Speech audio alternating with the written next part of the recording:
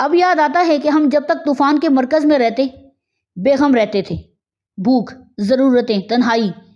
ناکامیاں، frustration, حکمرانوں کی دھاندلیاں، سب طرح کا کذب و دغل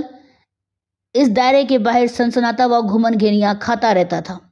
بیرونی محیط ایک پیس دینے والے فشار میں تھا جس میں سروائیو کرنے کے لیے ہم سب اولمپس کے سبھی دیوتے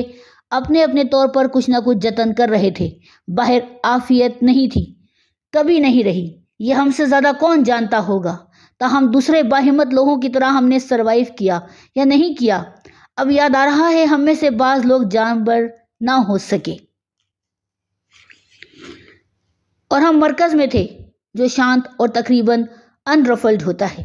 مگر ابھی ہم وہی تھے جو بیرونی محیط سے فیلڈ مارشل لا کا بیٹا کئی سو ٹرکوں کا جلوس لے کر بندر روڈ سے طوفان کے مرکز میں داخل ہوا اور اسے درمیان سے قطع کرتا، انرفلڈ دائرے کو توڑتا میوزیکل فاؤنٹین کی طرف نکل گیا۔ طوفان کا مرکز اتھل پتھل ہو گیا، وہ جسے برسوں گندھاروں بعد سفید ریشمی واسکٹ کی اوپری جیب میں مرون کلر کا رومال اڑس کر اسپیکر کی کرسی پر بیٹھنا تھا۔ بوڑھی فاطمہ جے پر اپنے پپا کی کانکوٹڈ فتح کا جشن مناتا، اپنے سروس ریوالور سے بے حساب گولیاں چلاتا،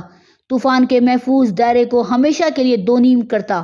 تنتناتا ہوا صاف نکل گیا۔ 30 ٹرکوں پر تو صرف اس کے وہ کارندے سوار تھے جو بیت کی گھمی ہوئی چھڑیوں سے ڈھول تاشوں پر ضربے لگا رہے تھے کہ درگا درگا درگا درگا درگا درگا۔ ہم سمجھ گئے کہ عافیت کا دائرہ اب کہیں نہیں رہا اور عافیت ایک ریلیٹیو ٹرم ہے اور جتنے دن بھی رہنا ہے براہ راست سنسناٹوں کے بیچ رہنا ہے، تو اب ہم وہی ہیں۔